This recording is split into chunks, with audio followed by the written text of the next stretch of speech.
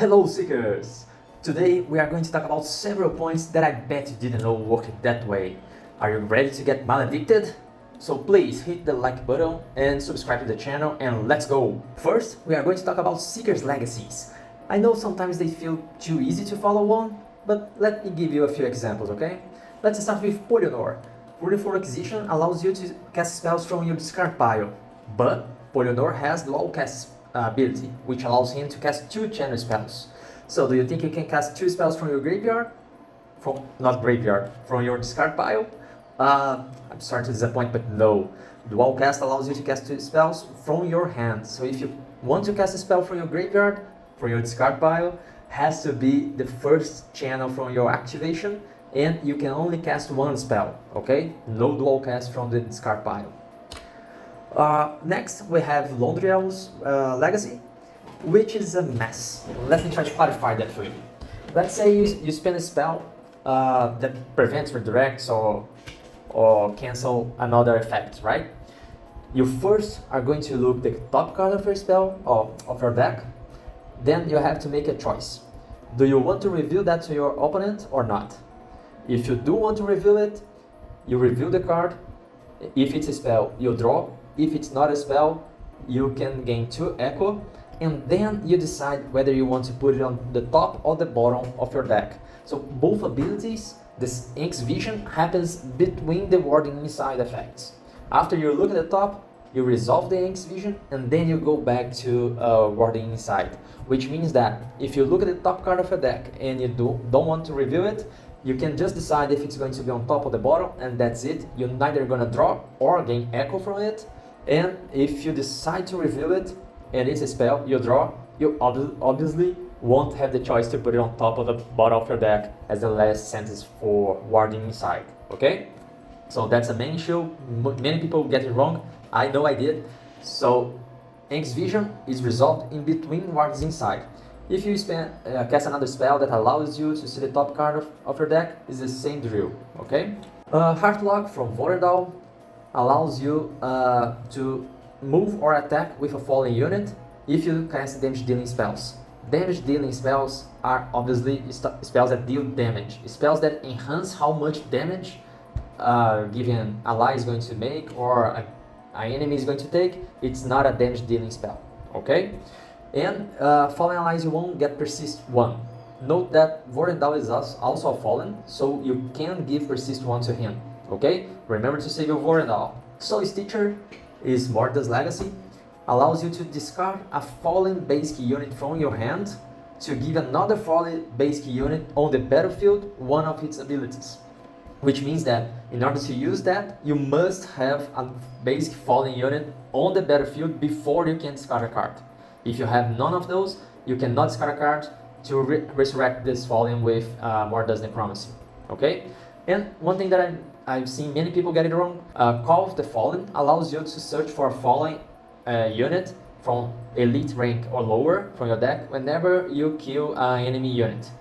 Please read the cards. Note that Soul Whisperer and Disciple of Anushvar are not fallen units. You cannot tutor them with this ability, okay? Stop trying.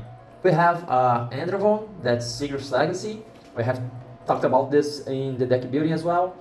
The main issue here is that the attack that the legacy provides is not a retaliation attack, okay? So you can use it even if the opponent has Celerity Boots, which prevents retaliation, and you can make the attack using any range you might have with that unit as well, okay? If you prevent the damage, of course. Divine Retribution is not a retaliation. So if you have Revenant on your battlefield and an enemy attacks, you can fully prevent the damage, and if it was a hit, you're gonna make 2 attacks against that unit, alright? Don't mix it with retaliation attacks from counterattack or repulse. They are completely different things. Effigy of Chaos is Ingor's legacy. Note that it triggers whenever a defeated unit enters your discard pile, not when it's defeated. It is different.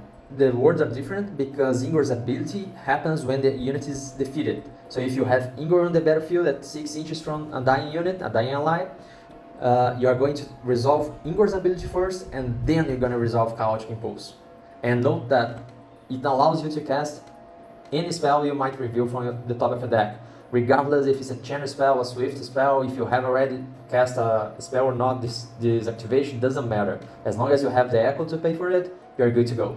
Alright? Storm's Eye from Thundersteps.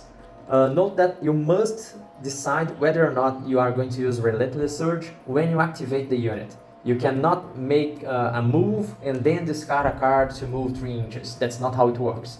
You made the activation, you decide, do I want or not to discard a card to move 3 inches? And then you resolve the ability. Alright? And Brutal Charge has 2 different components. You can make a charge and get 2+ damage, and this damage is regardless if it's a hit or a graze. Okay? Only the knockback needs to be a hit to happen. Alright? Wheel of the Forge, that's from Auric. It allows you to draw cards whenever you deploy an item. You can deploy items during your deployment zone. We are going to talk more about that later. Not the deployment zone, sorry, the deployment phase. But you only draw the cards after the deployment phase. That's because the deployment happens all at once. Of course, we as players, we make decisions on the fly, right? Okay, you're going to put this item on this unit and such, but everything is deployed at the same time. So you finish your deployment and then you draw the cards, alright? And Caldera's Feast, you have to be very careful when using it, because when you destroy an item to prevent or give extra damage, you give your opponent mastery. Destroyed items, regardless of who destroyed it, give mastery to the opponent. Keep that in mind. And since we are talking about attachments, let's go to the second topic, attachments. Well, attachments pretty much are items or relics. We don't have any other types of attachments, at least not for now. And you can only deploy attachments during your deployment phase. You deploy all at once, okay? But you don't have to deploy the item on the same turn as the unit. What does that mean?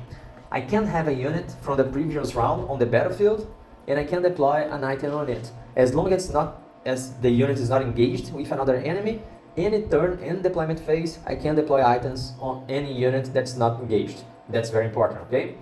And the same way I can deploy the items, I can move them around freely. So if I have a unit already with an item and a relic, and I want to move both of them to another unit, I can. If I want to deploy a new unit with an item, engaged with the previous ally, and change items and relics between them, I can do that as I please, alright?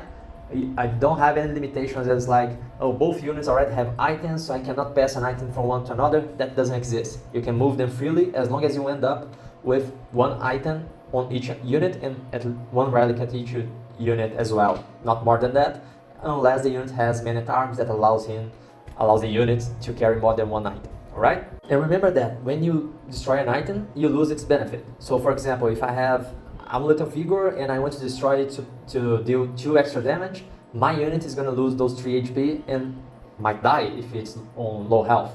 So if my unit is with 3 HP and I destroy the amulet, my unit is going to die. Okay, so be careful when destroying your items. Since we are talking about destroying items, let's move to our third topic for the day, which is when do you get mastery?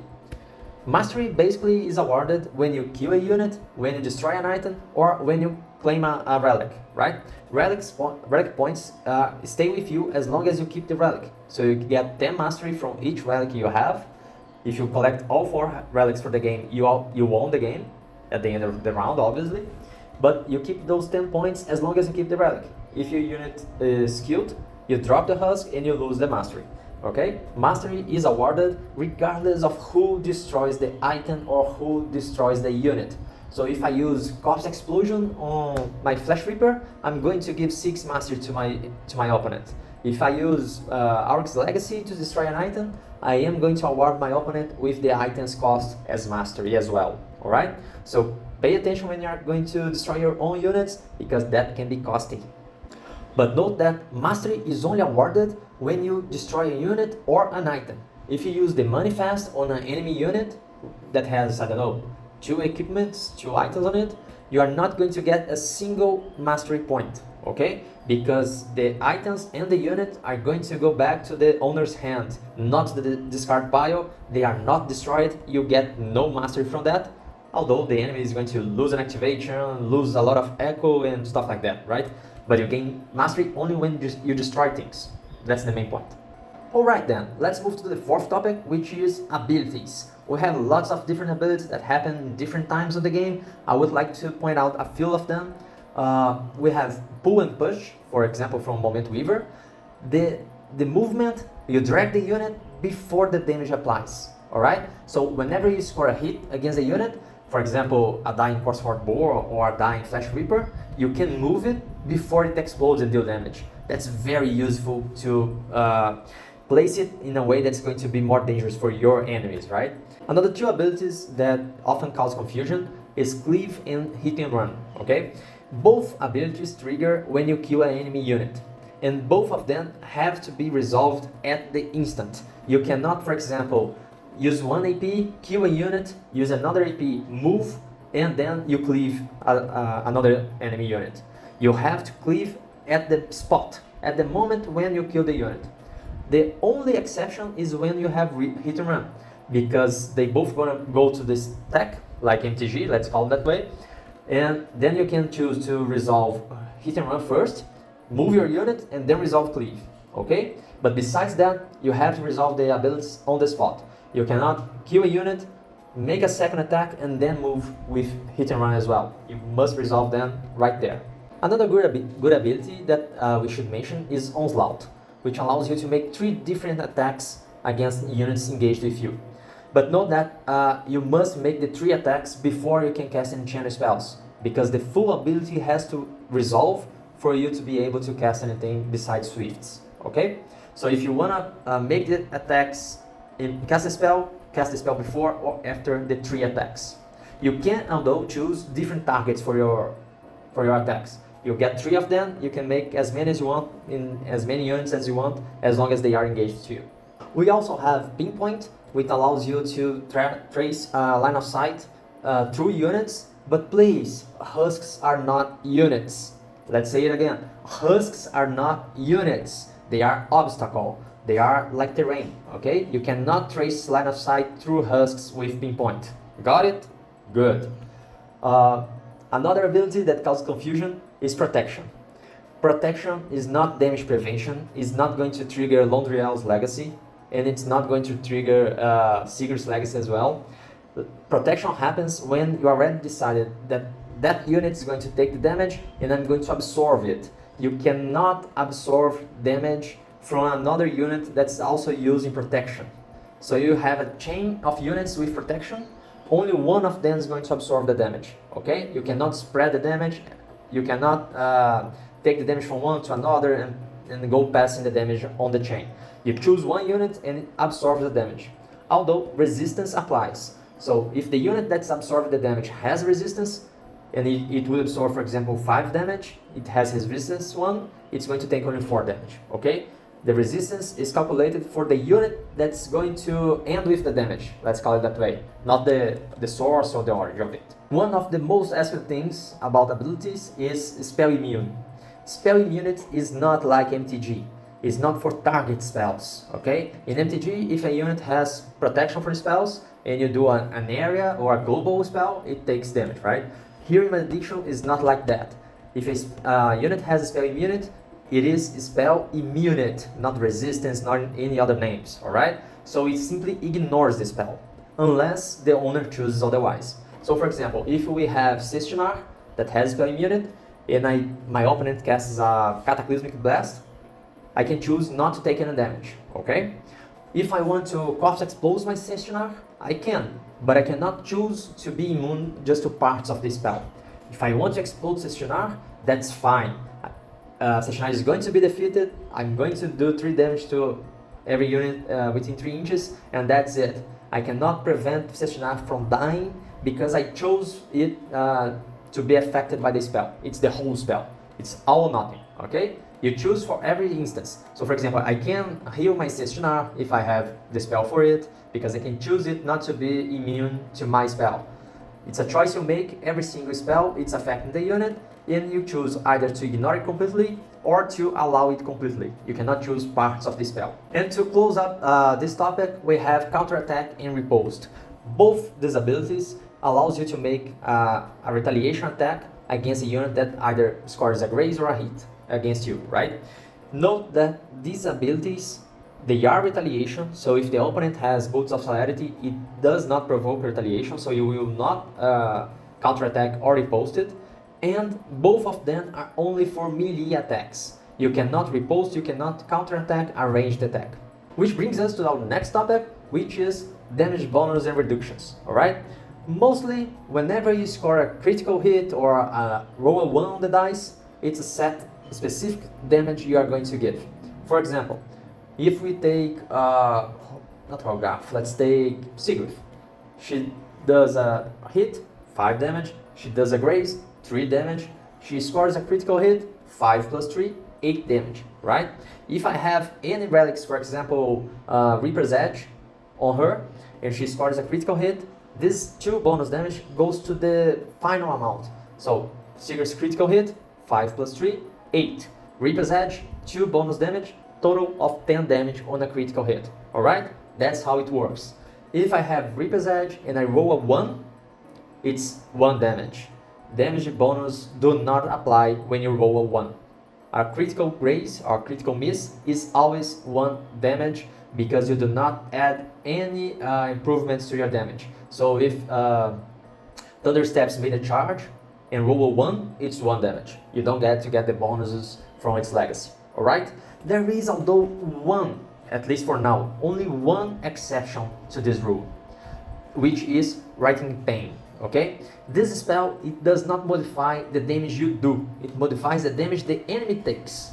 So even if you roll a 1, you are going to deal 1 damage, but because the enemy has frailty 2, it's going to take 2 extra damage, ending up with 3, alright? That's, at least at the moment I'm recording this video, that's the only exception when you roll a 1. It doesn't matter if you have ambush, if you have any extra damage from anywhere else, you are going to roll 1, you are going to do 1 damage. Rating Pain is the only exception as it for now. Okay, so moving on, let's talk about line of sight and line of effect, right? We have here on TTS, I set up something just to show you guys how it works.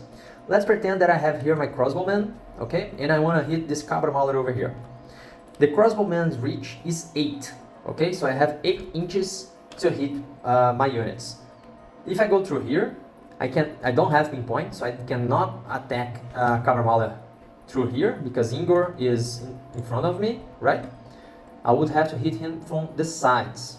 The way line of sight works is I make 2 lines.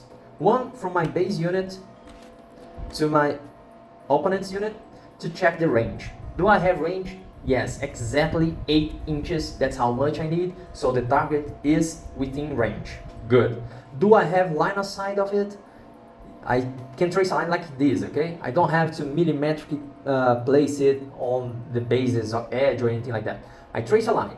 Can I touch Cabra Mauler without hitting Ingor? Let me draw closer. Like this is better view. Can you see the line here? I can touch Cabra Mauler's base without touching Ingor's. So I do have line of sight. And as we saw before, I have range. That's how line of sight works, okay? I do not need to calculate or to check the distance for where I want the base to be touched. I just draw a line, check the range, and draw another line to check the line of sight. That's how it works, alright? We have a different concept, which is line of effect, that mostly works for abilities and spells as well. So for example, I have over here Avakari's Priest, which has the pray ability, okay? I can pray to my allies within 6 inches and gain echo. But notice that I have my crossbowman is within 6 inches, but I have an obstacle here. Spells and effects do not go through solid walls, okay? Think of it as if they had pinpoint. They need line of sight, but they can trace their effects through the units, but not obstacles. So from here, I cannot pray to my crossbowman because there is a solid wall between us, okay? Right, so for example, if I want to cast Cataclysmic Blast, okay, and I cast it, for example, over here, or on the edge here, I would not reach the crossbowman because spells have line of effect. It cannot go through solid objects, okay? I would have to choose which of these 2 units I would like to get, right? And then do the damage, Alright, spells, if cast like here, do not go through walls, which is a very good use because you could place your unit just close enough from the other unit, the other enemy unit, like this, cast a Cataclysmic Blast right here. It doesn't matter because this point doesn't have line of sight from you, you are protected by this wall over here, okay? Then, another example for line of effect, we have Endless Transposition. This card has no line of effect. Most spells don't, okay? So it only says that I swap position between two units. I don't have to trace a line between these units. I only do that to check the distance, okay? It's not an effect. Think as effects that are affected for line of effect. Damn, that's a lot of effects, right? Let me rephrase that. Think of line of effect as if an emanation spell, okay? Something that's happening and expanding, like a fucking fireball, right? Just a teleportation spell, it is not affected by line of effect. If I get, for example, telekinesis, it also says place the unit anywhere within 5 inches. It doesn't matter if you have obstacles in between. I'm not necessarily tracing a line for the path. I'm just taking the unit from one place to another place within 5 inches, okay? So line of effect is mostly for abilities and emanation spells, if you understand better like this. Moving on, let's talk about terrains. We have 4 terrains nowadays, 1 for each faction, but they are not faction exclusive. Any seeker can choose any terrain they want to use for their decks, okay? So you can have Thundersteps using Astartes Pathway, you can have Sigurith using Shattered Halls, it doesn't matter, okay? You just make a seeker and choose the terrain in which you think it's better for him. Deployments and terrain effects can happen anywhere for anyone. What does that mean? Once I place a terrain on the battlefield, it's available for everybody. So it doesn't matter if I was the one placing this Deathshot Mire over here, anyone can use it, okay? So if my opponent has a unit that has ambush, either by the unit itself or through attachments, it can be deployed on the terrain I placed on the battlefield. The terrain are available for everyone to use, and every single terrain can be used by any given seeker, alright? And deployments can be made on the terrain, and deployments can be made on the deployment zones from the opponents as well. Which means that if I have, for example, Duskwood Prowler, let me see if I have it here. If I have Duskwood Prowler or any other unit that has ambush, let's pretend that this Cabra Mauler is here, okay?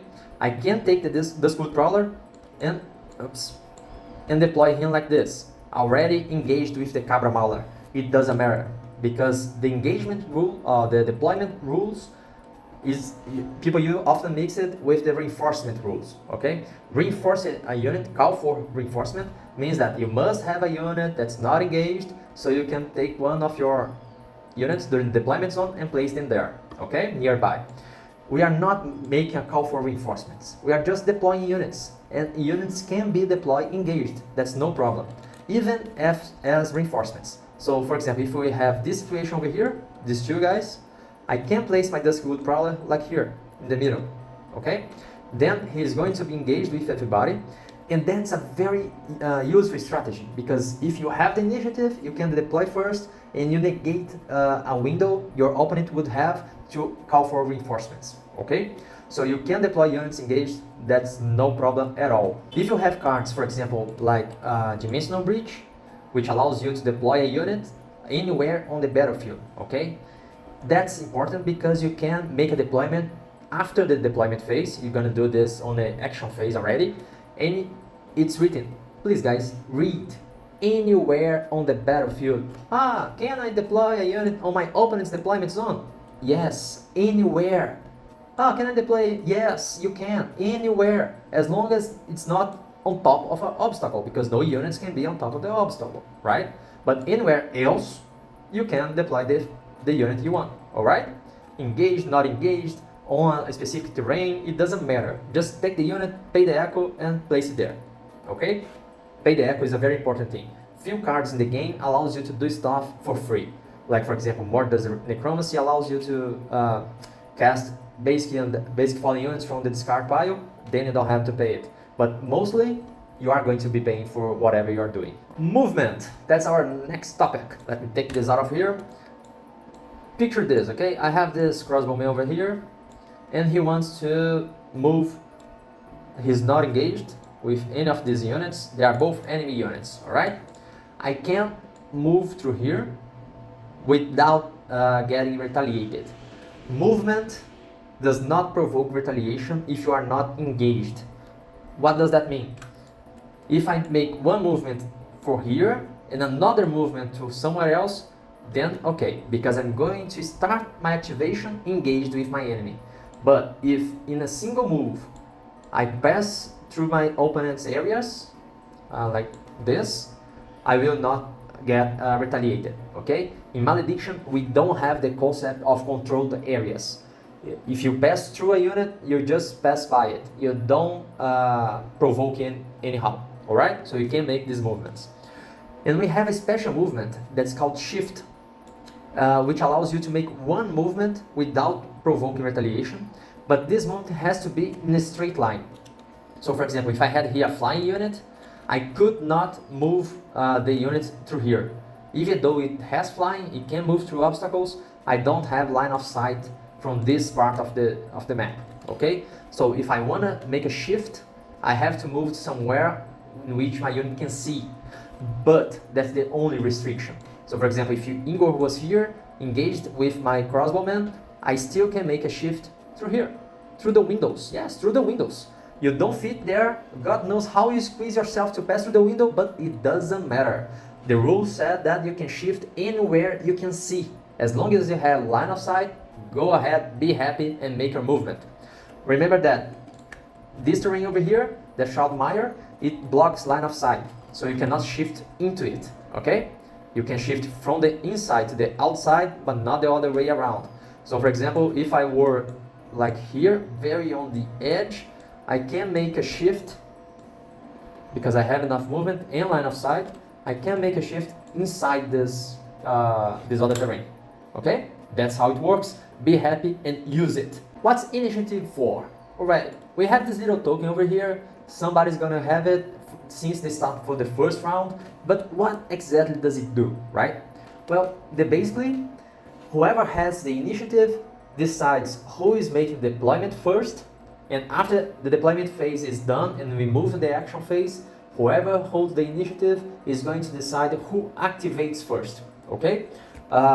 You only choose which team activates first. So in a 2 against 2 battle, you are going to decide either if your team is going to activate first or the other team, not which player activates first, alright? Cool. Besides the activation and the deployment order, which are very important and very decisive in every single game, initiative also decides when we have the famous concurrent effects. What the hell is that, right? Well, concurrent effects are things that happen all at once, at the same time, all together, and everything else, okay? So for example, let's pretend that I had this Duskwood Prowler over here, and I exploded him using Corpse Explosion, and there was a Ingor controlling this guy, alright? And close to this Duskwood Prowler, we had a dying Flash Reaper and a dying Herald. Dude, this is going to take at least 10 minutes of game to resolve everything, but I'm going to summarize that for you, okay? First things first, the spell.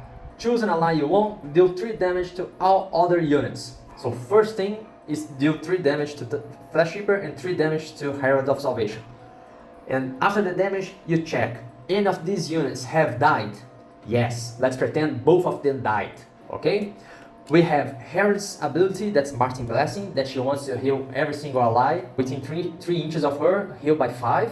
And we also have Flash Reaper's ability, Death Thrones, that deals 4 damage to every unit within 3 inches of him, okay? So what happens first? Who dies first? And that's when the initiative is important, alright?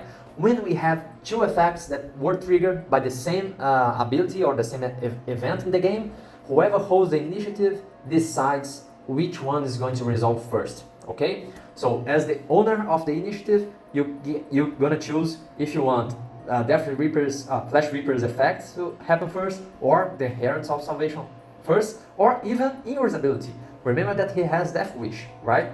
So whenever the Flash Reaper died, Ingor's ability is going to trigger all together with Heralds of Salvation, all together with Flash Reaper, and whoever holds the initiative decides the order of which they are going to be resolved. Cool? Awesome. If you have any more questions about that, let me know in the comments, that I make another short video just about this issue, because it's very complicated and I don't want to take too much time over this. Dual faction cards. We have several cards that have two factions on it. Every single two faction seeker has a few cards for him, right? And these cards are exclusive for the seekers that have both colors, okay? So Polynor cannot use Londriels or Mordas cards, and so on, okay? In order to use a card that has two faction sigils on it, your seeker must have the same sigils and be for the same factions. There are no exceptions for this. We eventually, as the game grows, we are going to have different seekers for the same factions, and then we are going to use the same card for different seekers. But as it is right now, with the game launching, dual card factions are only for the same color seekers. And if you are with me until now, at the end of this video, I have a special surprise for you. There was a very good question regarding this card, because we as gamers, we must know what's going on, right? And on the bottom of this card, you're gonna see we have a flavor test for Thundersteps, and as far as I know, it's not written in any language we know, right? So I went on and asked the lore team to tell me what's written and how do you say that, and that was what I got. Well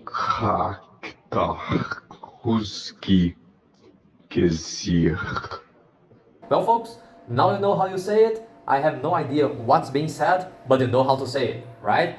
Well, that's the end for today's video. I hope you have enjoyed. Let me know if there were any of the points I covered in this video that you didn't know how it worked. And please, give this video a like and subscribe to the channel, share with your friends, help me spread the word, and let's all get maledicted.